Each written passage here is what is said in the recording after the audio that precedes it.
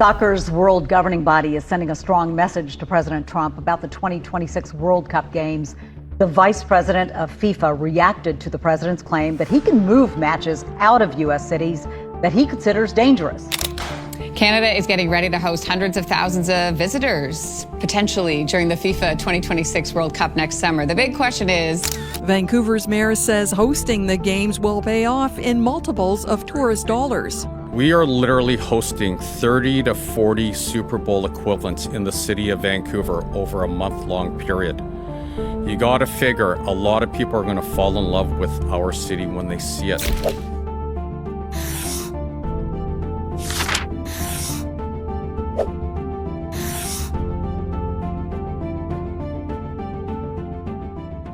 Hey, welcome back to the channel. Something unusual is happening ahead of the 2026 World Cup, and almost no one's talking about it.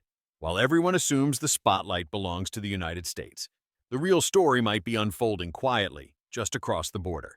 ESPN warned back in February 2025 that America's travel system wasn't equipped for the massive surge of visitors coming for both the World Cup and the Olympics. Visa wait times hit an average of 169 days. And in some countries like Colombia, it's close to 700. Imagine planning your dream trip, only to realize you'd need to apply for a visa 2 years in advance. Meanwhile, Canada moved in silence. Toronto and Vancouver completed most of their upgrades early, kept everything transparent, and earned praise for efficiency and calm. And here's the twist. Early booking trends suggest that international travelers may now be choosing Canada over the US, drawn by what they see as smoother logistics and a friendlier experience. International airlines are now reporting a 17% surge in bookings to Canada, while flights to the US are lagging behind. So maybe the real host of this World Cup isn't the one everyone expected. Before we dive in, tap that like button. It tells YouTube this content matters. And that's where the story takes a sharp turn, because just as Canada's doors were opening, America's were quietly closing. What was meant to be the most global celebration of the decade is starting to look like the toughest qualification round in history. And not for the players, but for the fans. Since September 2025, the Trump administration has introduced a new visa integrity fee of $250 for every visitor outside the visa waiver list. On top of that, 12 countries have been outright banned, and 7 more heavily restricted, including several that actually played in the 2022 World Cup. The irony is striking. While the White House invites the world to come celebrate in America, millions are backing out, discouraged by months-long interviews and rising costs before they can even buy a ticket. Tourism analysts estimate that U.S. international travel revenue has already fallen by about 8.2% in 2025, much of it tied directly to these entry barriers.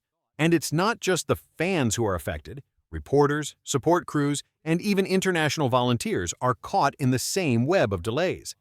For a tournament built on the idea of unity, America's visa maze may have become its biggest opponent. If you've made it this far, consider subscribing. It's how we keep uncovering what others won't say. Meanwhile, north of the border, a very different kind of strategy was taking shape. While Washington debated over fees and border rules, Ottawa quietly turned the World Cup into an economic and image-building project of its own. Canada may be hosting only 13 matches, split between Toronto and Vancouver, but the scale of their impact tells another story. According to government estimates, the event is expected to contribute around 3.8 billion Canadian dollars to the economy and create or sustain more than 24,000 jobs between 2023 and 2026. On average, each game represents roughly $155 million in GDP and nearly 1,850 jobs, numbers that might seem small next to the U.S., yet impressive for a country with a fraction of the hosting duties. Both host cities invested early and deliberately. Vancouver allocated between 483 and 581 million CAD for upgrades, while Toronto committed 146 million USD to expand BMO Field to a 45,000-seat venue. Beyond the spending, what stands out is the process. Canada introduced a one-window infrastructure model, aligning federal and local governments for synchronized approvals, audits, and communications. The result is a system built less on spectacle and more on stability, a quiet efficiency that contrasts sharply with America's political noise. As tensions around logistics deepened, another shift began to unfold. this time inside the organization running it all. What was once branded as America 2026 slowly turned into FIFA 2026 as the governing body moved to reassert control amid a string of unpredictable political statements from Washington. When President Trump hinted that matches in Seattle and San Francisco could be relocated over disagreements with city officials, FIFA Vice President Victor Montagliani, himself Canadian, drew a clear line. This is FIFA's tournament, under FIFA's jurisdiction. That statement, measured but firm, signaled more than just a clarification. It was a diplomatic balancing act.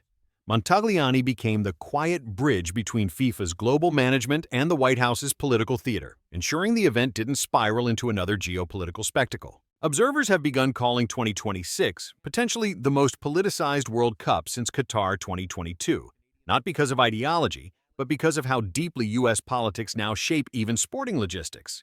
By reasserting authority, FIFA gained rare public approval for appearing to free itself from American pressure. And as a subtle byproduct, Canada found itself rising as a trusted middle ground, a stable, diplomatic link between FIFA, Washington, and the watching world. By the time the first whistle blows, the world may have already decided where it feels more at home. Long before the kickoff, a quiet but noticeable shift has taken place, one that points north.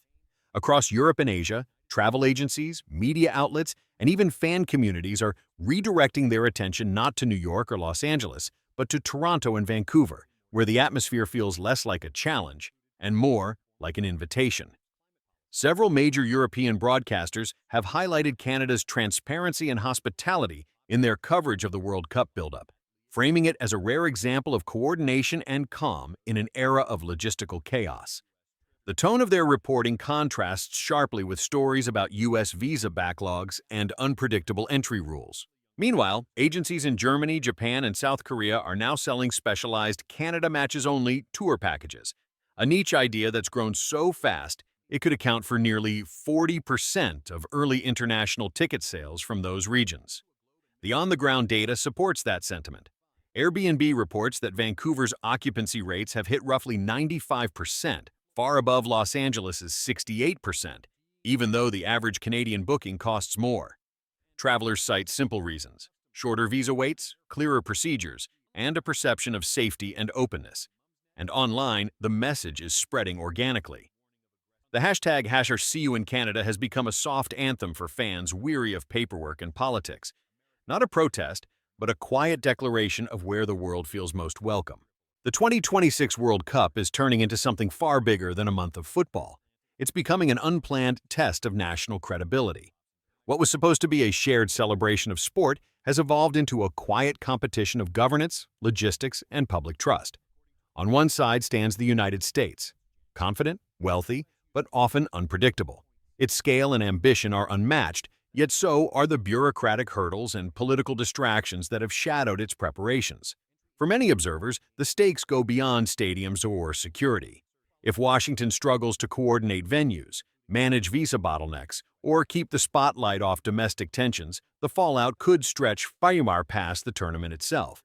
It could erode global confidence in America's ability to organize, deliver, and lead, not just in sports, but in any international endeavor that requires stability and cooperation.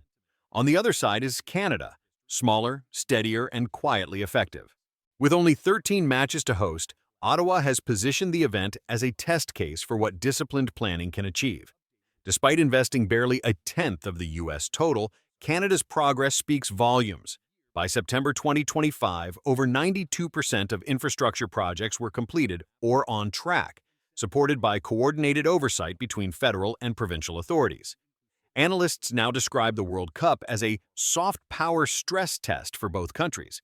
If Canada's transparent, methodical approach succeeds, it could redefine what leadership looks like in the modern global North, not through dominance or spectacle, but through consistency, trust, and quiet competence. In many ways, the 2026 World Cup was meant to mark America's grand return, a display of confidence, power, and global reach.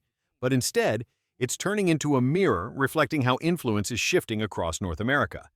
The question is no longer who wins on the field, but rather who wins in the world's perception. As U.S. visa hurdles turn away visitors and Canadian stadiums become symbols of openness, fans are quietly making their choice about where they feel welcome. FIFA's decision to reassert control has also sent a subtle but clear signal. This global event no longer belongs solely to Washington's orbit. And if this trajectory continues, the 2026 World Cup may be remembered as the first tournament the United States hosted. But Canada won in spirit, image, and trust. So what does that say about the future of global leadership? In a world where borders, logistics, and perception matter as much as policy, perhaps the real competition isn't about goals scored, it's about credibility earned. What do you think? Is Canada's rise just a moment of convenience, or the start of a deeper shift in how the world sees North America? Thanks for watching, and if this resonated with you, don't forget to like and subscribe. Every click fuels the truth.